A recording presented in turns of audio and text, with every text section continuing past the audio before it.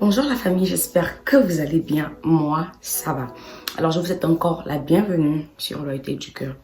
Alors, aujourd'hui, on va essayer d'anticiper les choses à l'avenir. On va essayer de devancer l'aurore dans notre vie, en fait. Vous savez, lorsqu'on parle de l'aurore, ça veut dire que voilà, il se fait entre matin ou nuit, comme ça, le ciel est un peu violet, un peu vert, machin truc.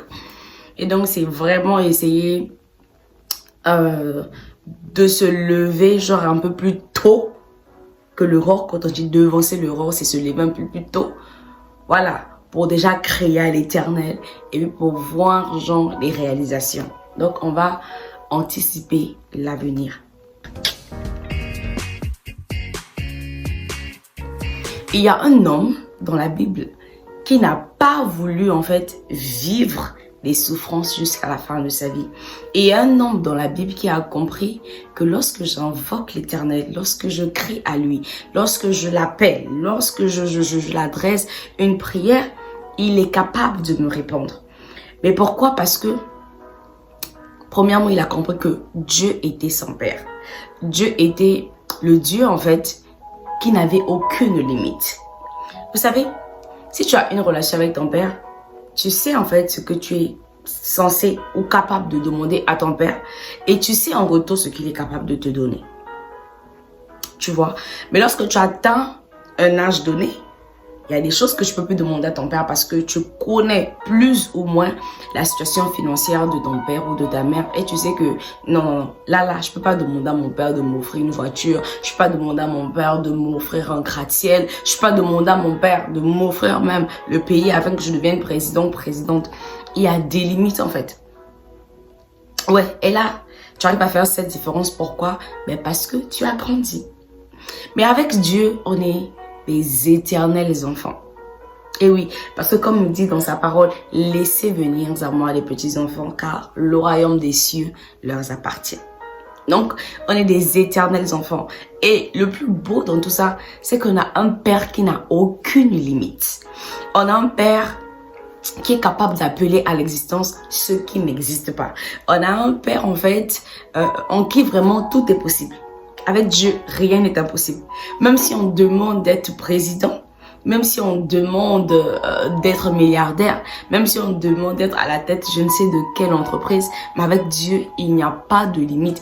Tout est possible avec lui.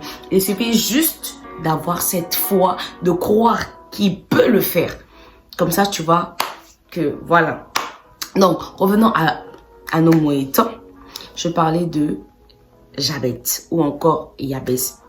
On a un personnage dans la Bible, un personnage lambda comme ça.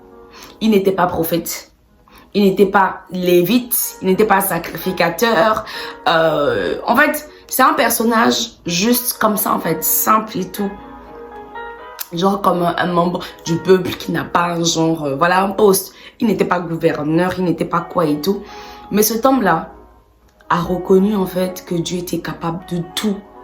Et il a compris que avec le Seigneur, je peux devancer l'aurore. Avec le Seigneur, je peux anticiper des choses avec mon avenir.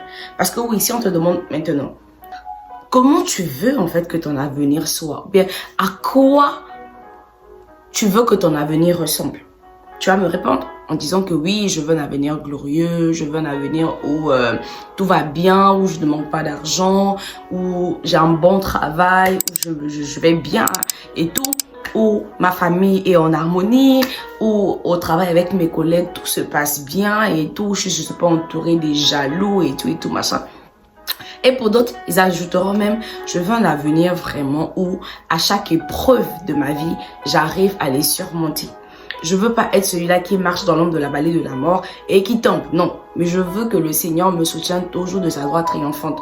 Et par-dessus tout, je veux que le bonheur et la grâce m'accompagnent tous les jours de ma vie. Je veux en fait toujours habiter dans la maison du Seigneur. Je veux toujours être un instrument pour le Seigneur. Je ne veux pas en fait être dévoré par des loups. Ça, c'est ce que tu vas répondre. Ben oui. C'est possible d'anticiper les choses. C'est possible déjà de prier pour son avenir et de voir Dieu accorder cela. Et cela, en fait, Jabet nous le montre, ou encore Yabes, comme je l'ai dit, ça dépend de la traduction biblique que vous avez. Donc, on va lire dans Parole vivante, 1 Chronique 4, le verset 9. La parole lui dit: Jabès a été un homme plus honoré que ses frères.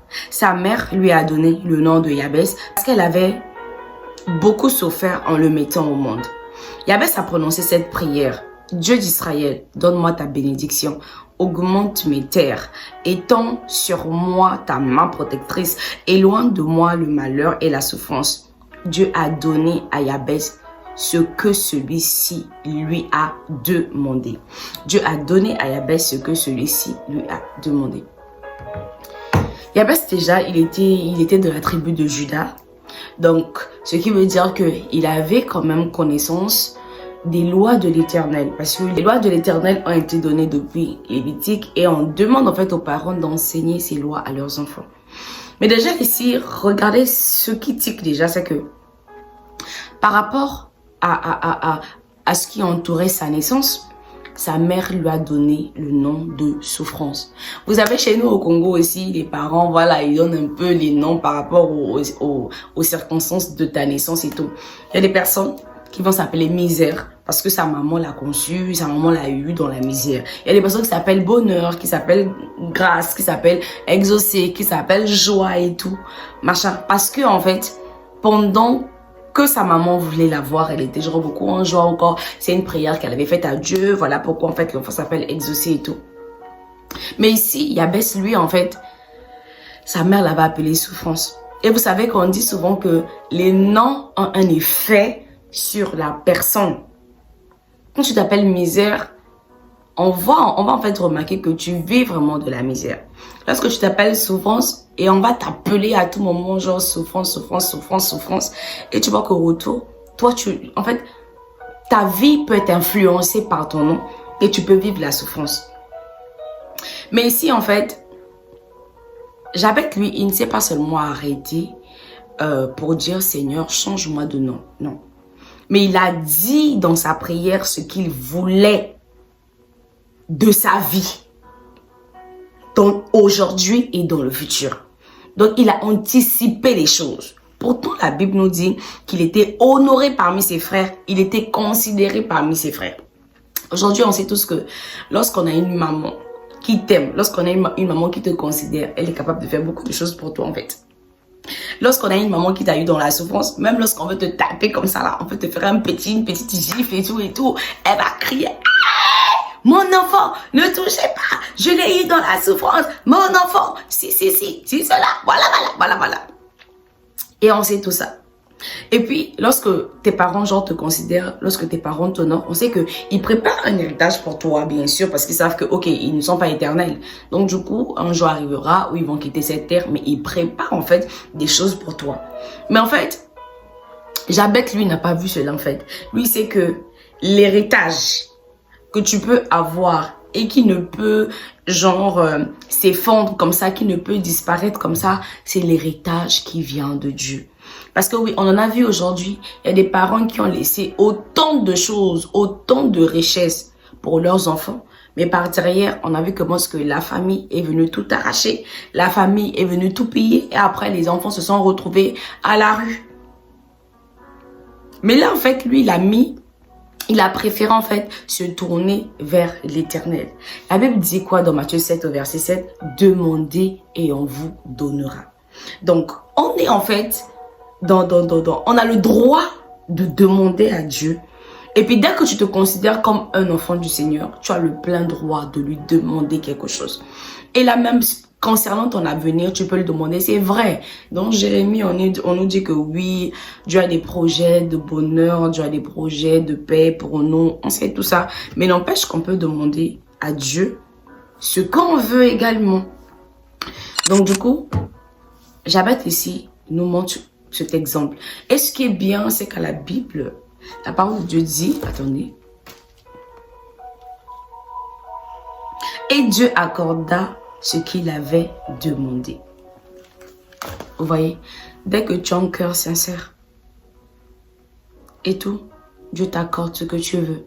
C'est vrai que la Bible dans Jérémie 29 au verset 11 dit, je vais lire, Car je connais les projets que j'ai formés sur vous, dit l'Éternel, projets de paix et non de malheur, afin de vous donner un avenir et de l'expérience. Mais cela, en fait, ne veut pas dire que tu ne peux pas demander quelque chose à Dieu, non. Sinon, on va dire que la Bible elle se contredit, alors que la Bible ne se contredit jamais. Matthieu 7, verset 7 nous dit, demandez, on vous donnera. Et dans le livre de 2 Chroniques, le verset 2 Chroniques 16, le verset 9, la Bible dit, oui, le Seigneur regarde partout sur la terre pour soutenir ceux qui sont attachés à lui de tout leur cœur. Donc, si toi tu sais que tu es attaché à Dieu et que Dieu, en fait, est là pour te soutenir, ben, il va te soutenir dans tout, en fait. Même quand tu fais ta prière, Dieu, il soutient ta prière. Il dit, ouais, parce que cet enfant est attaché à moi. Parce que cet enfant, en fait, désire de faire ma volonté et tout. Donc, c'est vrai qu'on nous dit, cherchez premièrement le royaume des cieux et le reste vous sera donné après et tout. Ça également, c'est bien. Mais n'empêche, en fait, que tu es sur cette terre. Si tu veux éviter une perte de temps sur certaines situations, il faut que tu commences à prier, à anticiper les choses dès maintenant, pour qu'à l'avenir, tu te concentres sur ce qui est de chercher le royaume des cieux. Imaginons que tu pries déjà maintenant pour ton travail, pour ne pas avoir des jaloux, pour ne pas en fait tomber dans les pièges de l'ennemi et tout. Tu pries déjà pour avoir au moins une maison où tu pourras genre dormir ainsi que tes enfants, pour avoir un mari qui te sera fidèle, pour avoir une femme qui sera soumise et fidèle, pour avoir toujours de quoi manger et tout et tout. Tu pries déjà pour être capable de surpasser en fait les épreuves et tout machin pour avoir une bonne santé. Tu penses que tu n'auras pas le temps de rechercher le royaume des cieux? Mais tu auras le temps parce qu'il y aura rien en fait pour t'empêcher de le faire. Il y aura rien pour t'empêcher de le faire. C'est pas interdit de demander ce qu'on veut en fait pour notre avenir à Dieu. La Bible dit, fais de l'Éternel tes délices et il te donnera ce que ton cœur désire. Ce que ton cœur à toi désire, ce que toi tu veux.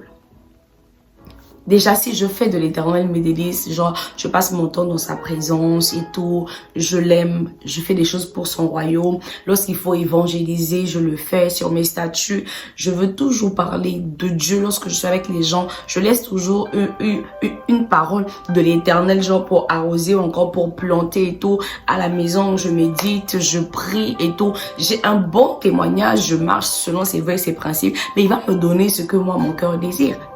Si je l'aime par-dessus tout, il va me donner ce que moi, mon cœur désire. Et qu'est-ce que toi, tu veux? Qu'est-ce que tu veux à l'avenir dans 5, dans 10, dans 15, dans 20, dans 30 ans ou plus? Qu'est-ce que toi, tu veux? Est-ce que tu veux finir, en fait, une vieillesse dans la douleur? Non. Moi, je veux une vieillesse, en fait, dans l'allégresse. Je veux être cette personne-là qui va vieillir et voir ses enfants dans le bonheur. Vous savez quoi? Dans cette affaire de Dieu-là, il y a des principes. Et les sorciers, ils ont tellement aussi, genre, des principes à eux qu'ils respectent. On a nos aïeux qui peut-être pour avoir une richesse ou pour avoir une domination et tout, dans l'ancien temps, ont décidé de sacrifier comme ça les aînés des familles. Ont décidé de sacrifier comme ça les mariages des femmes de la famille. Ont décidé comme ça de sacrifier la vie des hommes des familles. Vous savez de quoi je parle? On retrouve aujourd'hui des familles avec genre des liens pas possibles. Où ils ne peuvent pas travailler à l'école, ils ne peuvent pas réussir, ils ne peuvent pas atteindre un niveau et tout. Mais parce que dans le passé, il y a une personne qui a eu en fait à sacrifier toute une génération. Mais qu'est-ce qu'ils ont fait? Ils ont juste anticipé les choses. Ils se sont juste dit, moi, je veux être ceci. Mais parce que moi, je veux être ceci, derrière aussi, je veux que ma génération... Genre, je donne ma génération en sacrifice. Parce que moi, je veux être ceci. Mais aujourd'hui, avec le Seigneur, on peut faire pareil. Déjà, le diable, lui, il triche tout ce que l'Éternel fait. Donc, si tu veux que dans ta famille, jusqu'à la 1000e génération, qu'il n'y ait pas de personnes qui vont vivre dans l'Égypte avant de venir à Christ, parce que toi-même, tu sais ce que tu as vécu avant de venir à Dieu. Moi, comme ça, par exemple, ce que j'ai vécu, j'allais beaucoup en boîte, je faisais du n'importe quoi et tout. J'aimais pas les gens. Je veux pas en fait que mes enfants ou encore mes petits-fils, que ma descendance puisse vivre ça. Donc dès maintenant, quand je prie, je veux dire Seigneur, que à partir de moi, qu'à partir de moi jusqu'à la 1000e génération, que tout cela puisse te servir depuis leur enfance. Je les donne en sacrifice comme des Samuel. Qui vivent dans l'abondance. Qui vivent la joie. Qu'ils soient à ton service. Je prie que la bénédiction soit toujours leur partage. Je prie qu'ils ne puissent point mendier. Je prie en fait pour qu'il n'y ait pas de maladie, genre héréditaire et tout, parce qu'ils vont prendre ça en fait de moi ou de mon mari, non. Je prie déjà pour qu'aucune maladie héréditaire ne soit mon partage et aussi le partage de mes enfants jusqu'à la génération et tout. Je prie que mes enfants te servent. Je prie que mes enfants aient la crainte de ton nom. Je t'invoque afin que tu aies ta main mise sur nous. Que ce sont des enfants qui vont fréquenter de bonnes écoles. Que ce sont des enfants qui vont respecter leurs parents. Que ce sont des enfants qui seront des bosseurs, qui vont travailler, qui vont être des grands hommes de ce pays, qui vont être de grandes femmes de renom dans ce monde. Je prie qu'il n'y ait aucune terre qui sera difficile pour eux parce que tu as dit que tout lieu où nos pieds vont fouler le seuil, ce lieu en fait nous est donné en possession. Donc je prie que même si mes enfants se retrouvent en Europe, en Asie, en Amérique, qu'ils aient cette terre-là en possession et qu'ils puissent en fait genre s'établir et devenir de grands hommes. Je prie que mes enfants et que ma génération à venir puissent être des enfants remplis de l'esprit d'intelligence. Tu peux déjà commencer à devancer. Là, je vais voir que même lorsque tu vas travailler et tout, il y a des prières même que tu ne seras pas obligé de faire parce que tu avais déjà fait cette prière-là. Mais Dieu va faire quoi? Il va juste étendre sa main et les choses vont se passer de sorte à ce que tu puisses toujours être la tête et jamais la queue.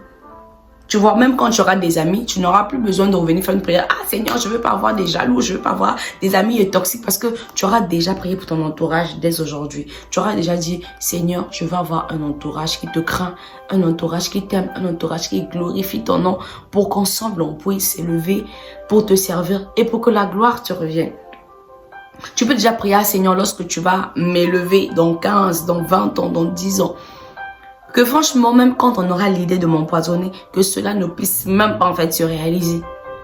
Tu vois, il y a des prières que tu peux déjà faire dès maintenant. Aujourd'hui, les femmes, vous êtes fatiguées d'avoir des hommes infidèles, des hommes qui vous battent, des hommes qui vous trompent. Mais maintenant que je n'ai pas mariée, tu peux déjà prier. Ah Seigneur, je prie vraiment que tu me donnes un homme qui va me respecter, un homme qui va m'aimer. Comme toi, tu as aimé l'église, un homme qui va prendre soin de moi, prendre soin de mes enfants, un homme qui va m'écouter, un homme responsable, un homme qui va te servir, un homme qui va te craindre, un homme qui va faire en sorte que sa famille et lui, en fait, servent le Seigneur. Ben, c'est possible. Aujourd'hui, on a Jabez qui l'a fait et le Seigneur lui a accordé ce qu'il avait demandé. Parce qu'il n'avait pas limité Dieu, parce qu'il avait une connaissance de ce Dieu-là. Et toi, avec le peu que tu connais, avec cette vidéo que tu entends, tu peux déjà le faire. Tu peux déjà te rendre dans ton endroit secret. Je sais pas, ça peut être ta chambre, ça peut être ton salon et tout. Et commencer déjà à anticiper les choses. Moi, je sais vraiment pas ce que tu veux pour ton avenir. Et tout, Jabez, lui, il avait demandé bénédiction. Il avait demandé que le Seigneur étende ses terres. Il avait demandé que dans sa vie, qu'il n'y ait pas de souffrance, qu'il ne vive pas en fait ce que son nom était censé genre le faire vivre. Il avait demandé la protection de l'Éternel. Donc, tu peux déjà commencer à prier en t'appuyant sur l'exemple de Jabez ou encore si tu sais vraiment ce que tu veux pour ton avenir, commence à devancer l'aurore, commence à anticiper les choses. Que Dieu vous bénisse. C'était ce que j'avais reçu au-dedans de moi, que je voulais partager avec vous. Je prie vraiment que notre avenir soit un avenir glorieux pour nous, pour nos enfants, pour nos petits-enfants, pour notre descendance à venir. Que le Seigneur vous bénisse. Moi, je vous dis à très bientôt dans une autre vidéo. Ciao!